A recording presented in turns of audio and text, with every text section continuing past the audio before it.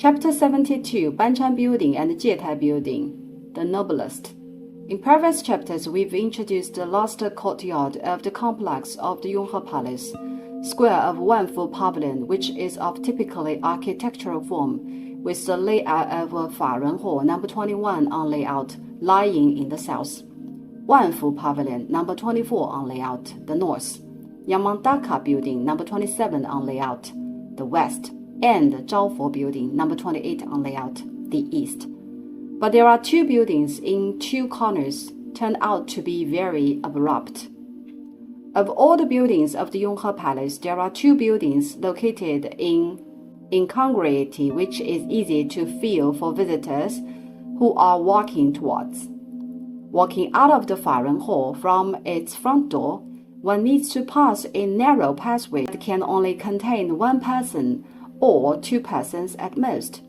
Can one attempt to bring himself to the square of Wanfu Pavilion? These two buildings are the side buildings embrace the Faren Hall, number 21 on layout, Banchan Building, number 23 on layout in the east, and Jietai Building, number 22 on layout in the west. Chinese traditional gardens, courtyards, palaces, and temples have fixed architectural regulations, especially imperial buildings of early Qing dynasty, which were all designed by the Lei family, called the Icon Lei clan. But from the positions we may tell easily that with such tight space arranged, these two buildings must have been late added ones. Large-scale constructions on the Yonghe Palace can be divided into two phases. Phase 1 was from the 9th to the 15th year of the Qianlong Emperor, 1744 to 1750, during which the Yonghe Palace was promoted from the Yonghe Palace to the Imperial Buddhist College, Yonghe Lamasery. Phase 2 was from the 41st to the 57th year of the Qianlong Emperor, 1779 to 1792, during which renovation work was carried out to welcome the sixth Banchan to Beijing City. Paodan Yeshi, the sixth Banchan Erdeni's incarnation conferral, was held by the seventh Dalai Lama, who was the one introduced when Wanfu Pavilion number 24 layout is elaborated.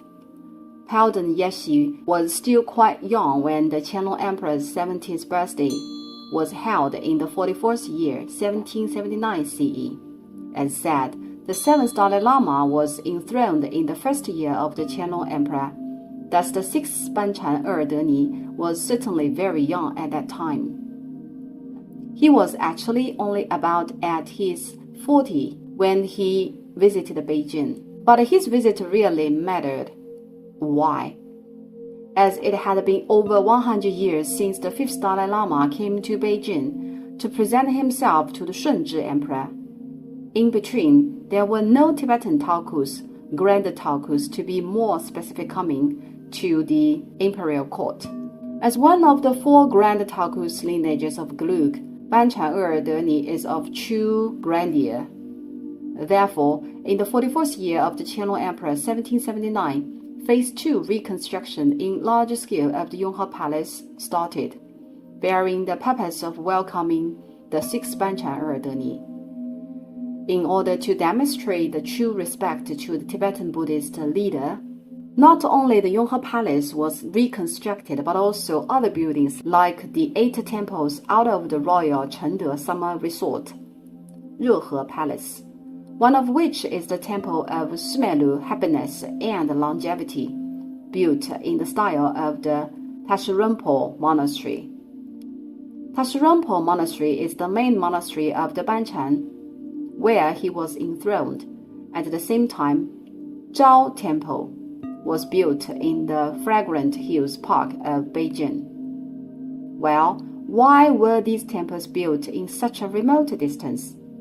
As said, they were for the variola quarantine, as the variola pandemic was quite severe in Beijing at that time. In addition, Xihuang Temple outside the Anding City Gate was also reconstructed. It was originally built as the residence of the fifth Dalai Lama, who came to Beijing to have audience with the Shunzhi Emperor. Meanwhile, Banchan Building, number 23 on layout, and Jietai Building, number 22 on layout, were newly built along the two sides of Faren Hall of the Yonghe Palace in the year as late as the 44th year of the Qianlong Emperor, 1779 CE. It was not until the 57th year of the Qianlong Emperor, 1792 CE, were the stately pavilions, the last building of the Yonghe Palace, built. And this marked the completion of the reconstruction of the whole complex of the Yonghe Palace.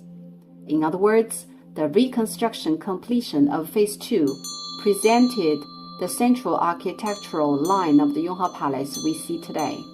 As the Banchan Building, number 23 on layout, and the Jietai Building, number 22 on layout, were later added, the pathways are very narrow. As a matter of fact, the reconstruction carried in the 43rd and 44th year of the Qianlong Emperor were mainly on these two buildings. The whole reconstruction of Phase 2 was not finished until the 57th year of the Qianlong Emperor, 1792 CE. The very last project was substantially the four-language stately pavilion alone, the one inscribed with the Lamas. Hence, we may say that the reconstruction in the 43rd, 1778 CE and the 44th, 1779 CE year of the Qianlong Emperor was mainly on these two buildings. But what were they before the two new buildings were erected? On the base of the Banchan Building, number 23 on layout, there had been a Beishaje Guru altar. The Jietai Building, number 22 on layout, a three-layer ordination altar.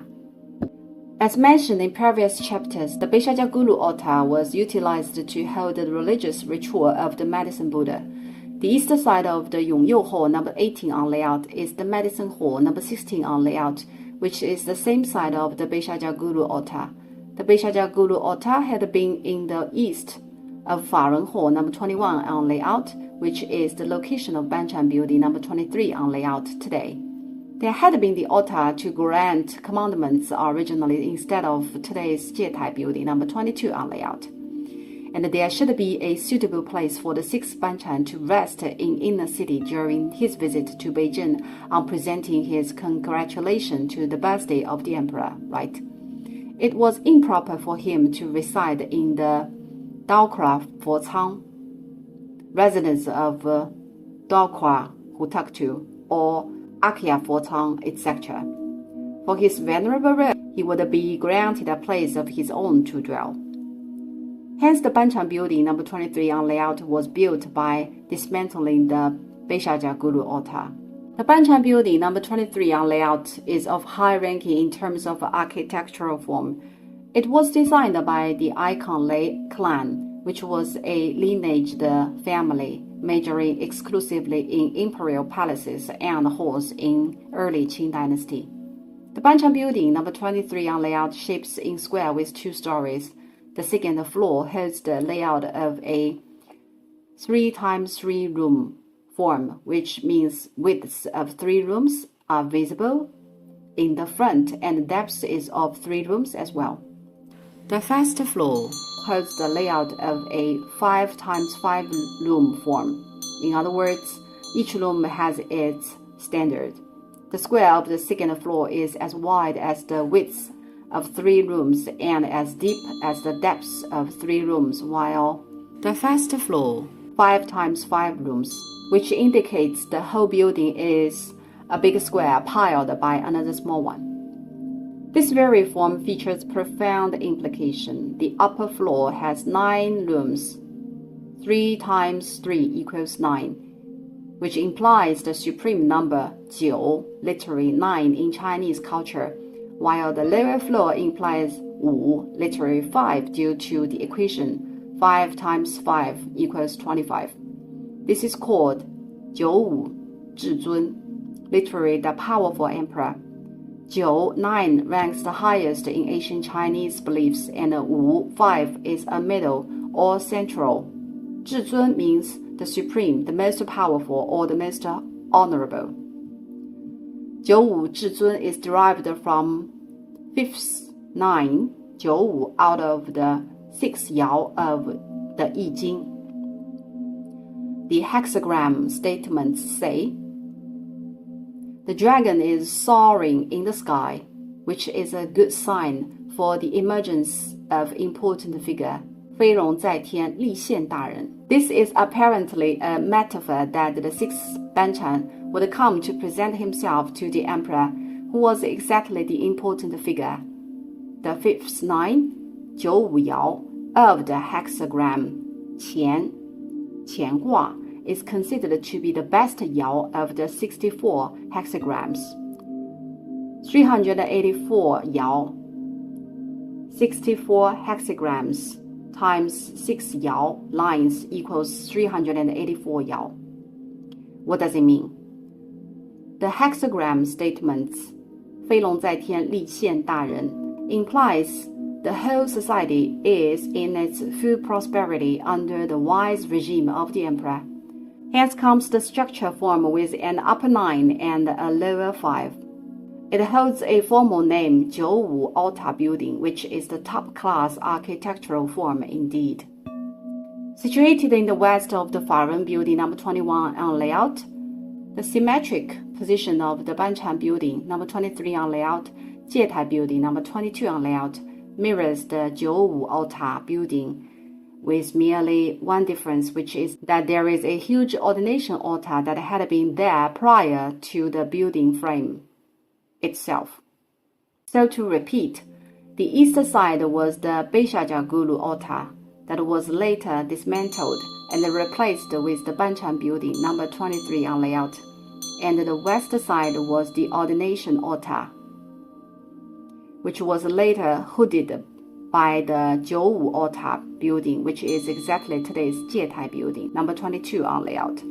The ordination altar was originally built in the style of the one in the Guang'an Temple of the 8 temples out of Royal Chengde Summer Resort.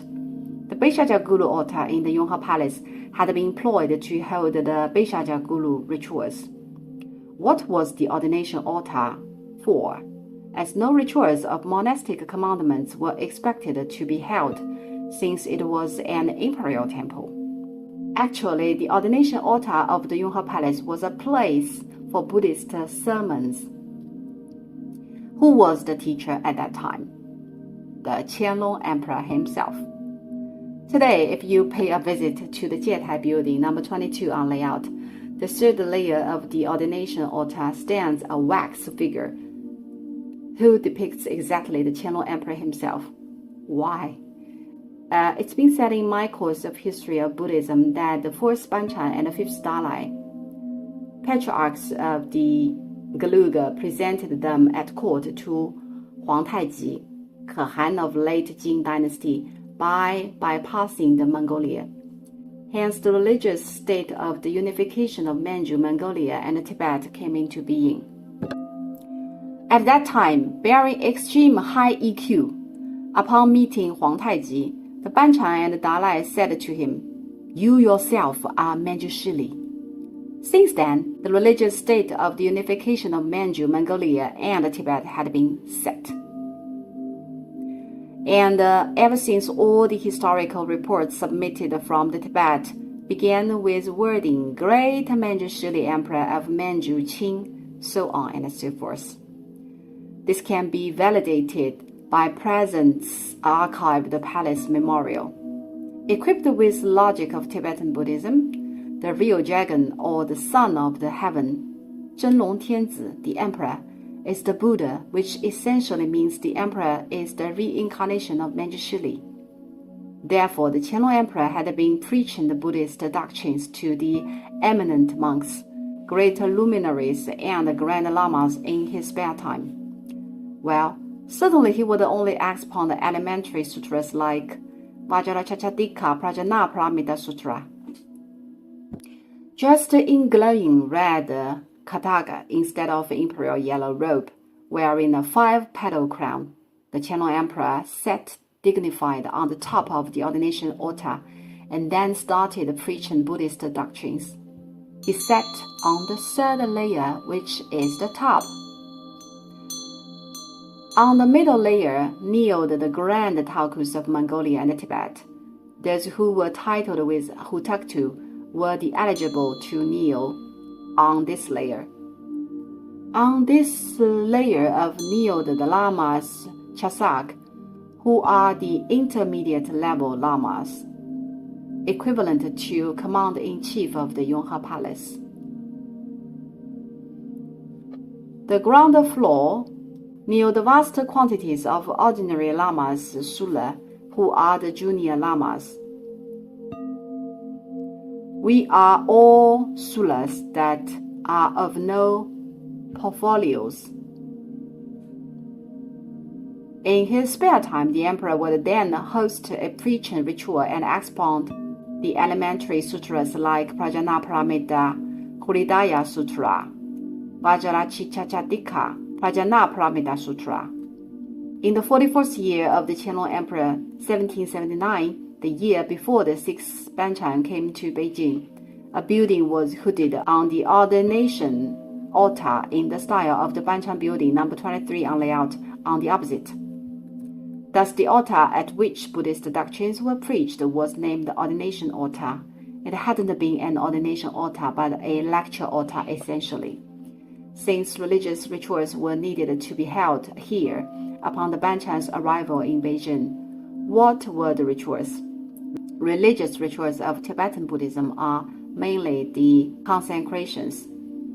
This building was utilized to proceed the consecrations on the cabinet ministers of the imperial court and have the grand lamas receive commandments. There had been a whole set of ritual implements on the lecture altar in the times of the Qianlong Emperor propagated Buddhism, which are presently displayed in this building. These ritual implements were presented to the 6th Banchan and kept in the Jietai building. We will elaborate them later. The ordination altar of the Jietai building, number 22 on layout, is a 3-layer altar made of white marble. Built in ancient times, it is a work of rich symbolism, squared with heavy and complicated carved patterns and rails. The numberings of the altar are referred to specific implications. 3 of the 3-layer altar stands for the Triloka, the 3 realms. The first layer, lowest, Kamadhatu, the realm of desire.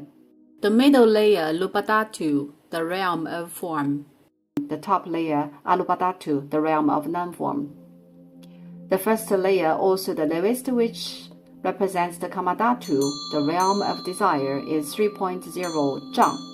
3 zhang, approximately 933 centimeters in both length and width, and 3.0 chi, 3 chi, approximately 93 centimeters in height. Representing the Lupadhatu, the realm of form, the middle layer is 2.0 zhang, approximately 622 centimeters in length and width, and 3.0 chi, approximately 93 centimeters in height. Representing the Alupadhatu, the realm of non-form, the top layer is 1.5 zhang, approximately 467 centimeters in length and width, and 3.0 chi, approximately 93 centimeters in height. The sizes of the ordination altar was elaborately designed with a smaller square from the bottom to the top, but the same height layer by layer, and the 3 layers stand for the Kamadhatu, Lupadhatu, and Alupadhatu respectively. There are carved holes circulated the 4 sides of each layer, which may not draw your attention. Why? Since the holes are presently all empty, which look strange indeed. However, there had been Buddhist statues enshrined in these holes in the past. 12 Narayanas had been enshrined around the circle of the top layer, which implied the guardian to the emperor. Since the emperor was Manjushri, 12 martial Buddhist statues, namely 12 martial Vajras, surrounded to offer guardian. How many holes do you think are there around the below 2 layers? The one 933 centimeters times 933 centimeters, and the one 622 centimeters times 622 centimeters. You may count on your own. Total 107 Buddhist statues in serenity manifestation should be enshrined. As the name suggests, Buddhas in serenity manifestation refers Buddhas in the appearance of literati. To recap, there are 12 martial Vajras on the top layer and 107 Buddhist statues below. Why 107 Buddhas? Can you guess? Yes, the emperor was sitting on the top, who was the 108th one, the reincarnation of Manjushri. Hence, altogether, there are 108 Buddhas enshrined on the ordination altar of the Jietai building. How vivid!